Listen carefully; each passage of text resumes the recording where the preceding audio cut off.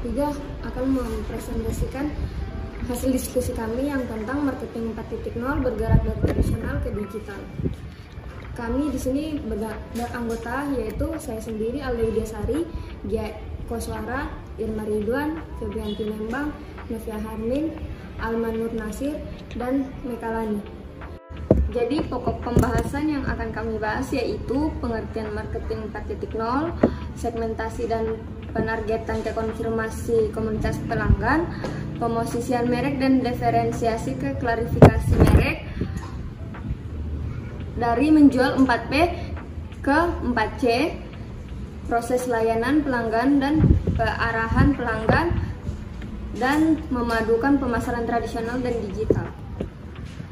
Marketing 4.0 adalah serangkaian kegiatan untuk memenuhi kebutuhan dan kepuasan konsumen, baik dengan cara memproduksi, kemudian memberikan harga dan mempromosikan kepada suatu konsumen sehingga terjadilah penjualan. Tips penerapan 4.0 secara efektif. Yang pertama, gunakan seluruh media pemasaran. Yang kedua, memberikan solusi jadi mampu menjadi jalan tengah antara kebutuhan pelanggan dan bisnis.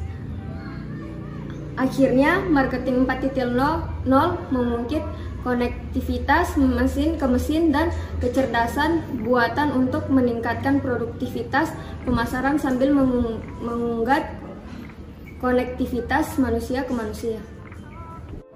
Materi kedua yang akan saya bawakan yaitu segmentasi dan penargetan. Yang pertama yang saya akan bahas yaitu segmentasi. Jadi yang pertama kita harus memahami apa itu segmentasi.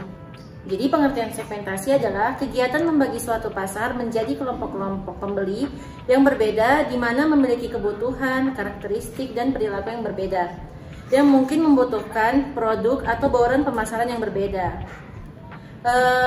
Secara umum, segmentasi itu terbagi menjadi 3. Yang pertama itu ada segmentasi geografi, yang kedua ada segmentasi demografi, dan yang ketiga segmentasi psikografi. Nah, yang saya akan bahas yaitu segmentasi pada geografi. Di sini saya ambil contoh yaitu produk Aqua. Jadi, pada segmentasi geografi, produk Aqua ini ditujukan untuk semua wilayah Indonesia, mau di pelosok, di perkotaan, atau di pedesaan. Jadi Aqua itu dapat dijangkau dimanapun dan dikonsumsi kapanpun dan dimanapun, seperti itu. Yang kedua itu segmentasi demografis. Jadi Aqua itu ditujukan oleh semua kalangan, baik muda, tua, baik usia balita, anak-anak, maupun orang tua, dan laki-laki ataupun perempuan. Nah, yang terakhir yang saya akan bawakan yaitu segmentasi psikografi.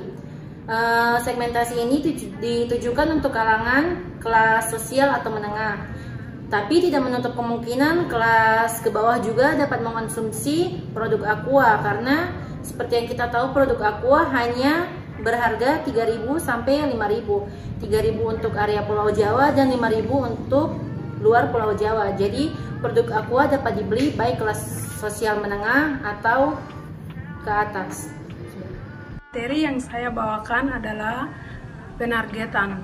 Penargetan adalah suatu kelompok konsumen yang menjadi sasaran perusahaan untuk membeli produk yang dijual. Singkatnya, target pasar adalah kelompok yang akan dilayani sebagai konsumen. Target pasar biasanya mempunyai rentaan umur, sifat, dan karakter yang sama. Bagaimana cara menentukan target? 1. Tentukan konsumen. 2. Mengetahui kebutuhan target pasar. 3. Evaluasi target pasar. 4. Tentukan strategi. 5.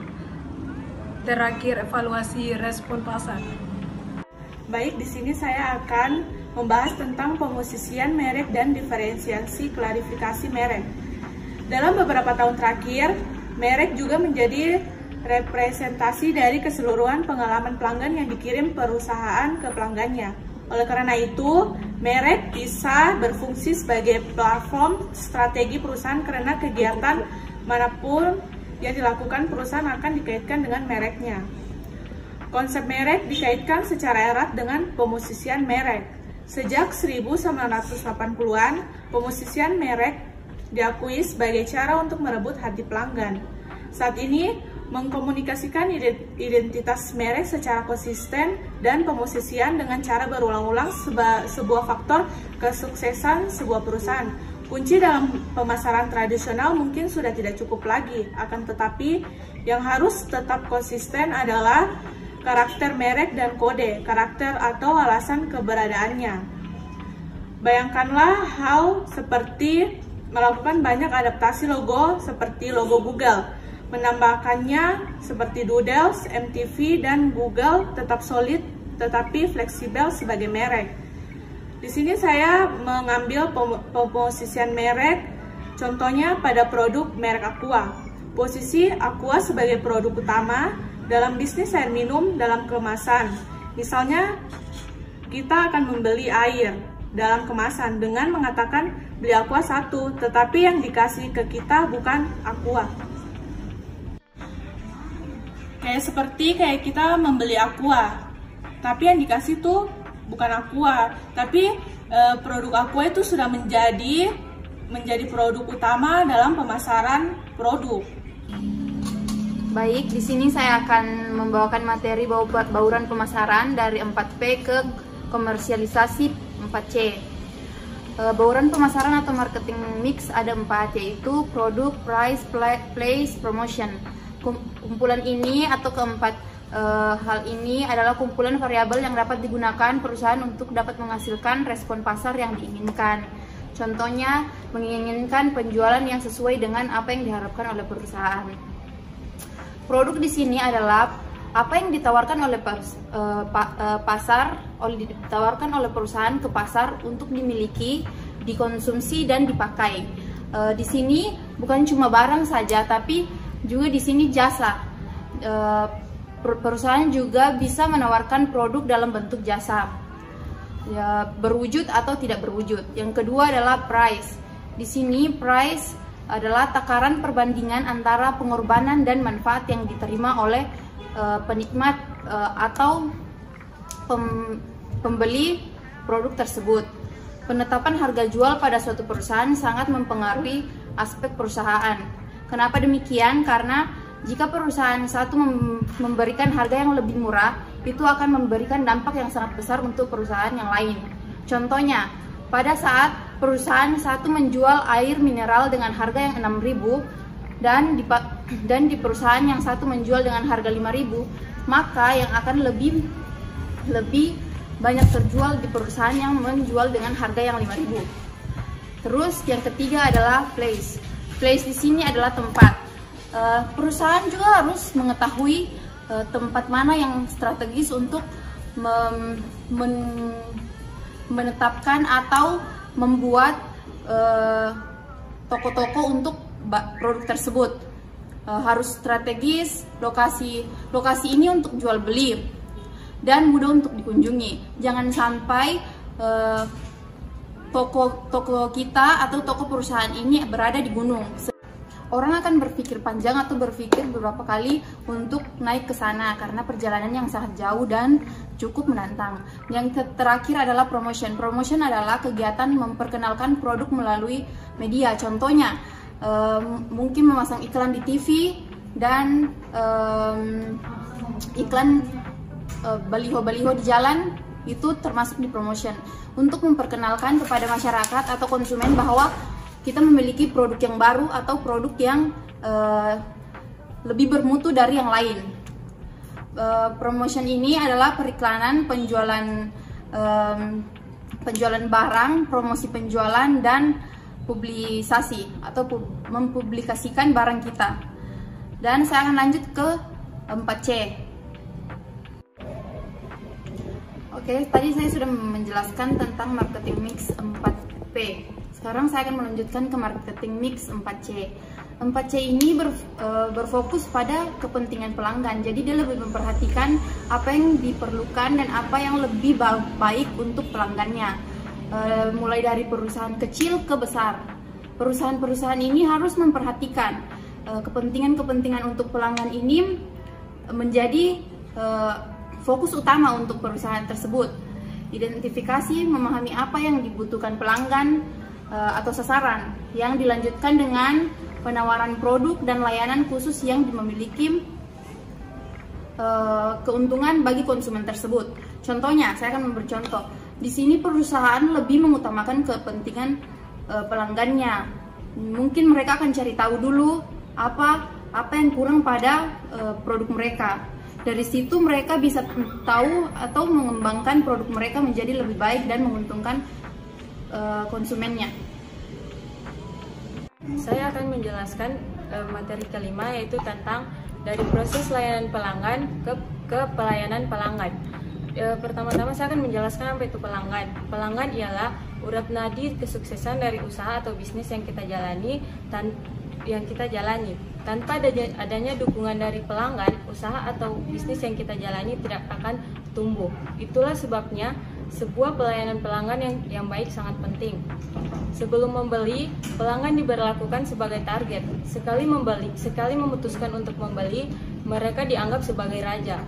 Alih-alih melayani pelanggan, perusahaan menunjukkan kepedulian tulusnya pada pelanggan dengan mendengarkan, merespon, dan secara konsisten menindaklanjuti ketentuan yang didikte oleh perusahaan pelanggan.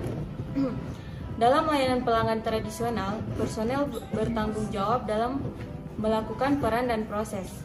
Di dunia yang terhubung ini, kolaborasi adalah kunci menuju kesuksesan pelayanan pelanggan. Kolaborasi terjadi ketika perusahaan mengundang pelanggan untuk berpartisipasi dalam proses dengan menggunakan layanan sendiri. Baik, di sini saya akan membawakan materi yang terakhir dengan pembahasan memadukan pasar tradisional dengan pasar digital. Pada umumnya, khalayak masyarakat Indonesia lebih terbiasa dengan yang namanya pasar tradisional bila produsen memasarkan produk-produknya. Nah, contohnya nih, pemasangan iklan besaran semacam TV dan radio. Selain itu, mereka juga sering terbiasa melihat iklan-iklan itu di seperti majalah, tabloid, koran, maupun media-media di HP begitu. Nah, kemudian tadi itu saya membahas pasar tradisional. Nah, sekarang saya akan membahas sedikit tentang pasar digital. Nah, seperti yang kita tahu, pasar digital itu seperti zaman yang sekarang lagi booming ya, seperti Shopee, Sorabel, Tokopedia itu termasuk dalam pasar digital, di mana kita tidak usah capek-capek datang ke suatu tempat untuk membeli barang, misalnya baju. Kita tinggal duduk di rumah, kita pesan barang, langsung barangnya diantar ke rumah. Nah, seperti itu. Nah, di sisi lain, dengan menggunakan pemasaran secara digital, kita tidak hanya menargetkan masyarakat di daerah satu, bisa luas, bisa saja daerah nasional, bahkan sampai daerah internasional. Nah, hal ini dikarenakan Anda bisa memanfaatkan teknologi yang ada, yaitu internet. Dalam memadukan pasar tradisional dan digital, terdapat beberapa pendekatan-pendekatan yang berhubungan. Yang pertama, pendekatan pemasaran konvensional atau pemasaran tradisional, yaitu pendekatannya yang pertama adalah segmentasi dan penargetan strategisnya, kedua promosi dan diferensiasi merek, yang ketiga pemasaran campuran teknis yang di dalamnya ada produk, harga, tempat, promosi, dan pendekatan penjualan. Kemudian yang keempat adalah layanan dan prosesnya yang menciptakan hasil atau nilai jual. Kemudian pendekatan untuk pemasaran digital, yaitu yang pertama ada konfirmasi komunikasi pelanggan, yang kedua konfirmasi merek dan karakter dan kodenya, yang ketiga adalah pemasaran campuran terhubung yang di dalamnya yang mencakup co-kreator, mata uang, aktivasi komunal, percakapan, dan komersialisasi. Dan yang keempat adalah pelayanan pelanggan kolaborasi. Ya, cukup sekian yang saya sampaikan. Apabila ada yang kurang, mohon dimaafkan. Baik, Cukup sekian presentasi dari kelompok kami. Mohon maaf apabila ada salah kata dalam presentasinya. Dan apabila teman-teman mempunyai pertanyaan yang ingin diajukan, kami persilahkan. Terima kasih.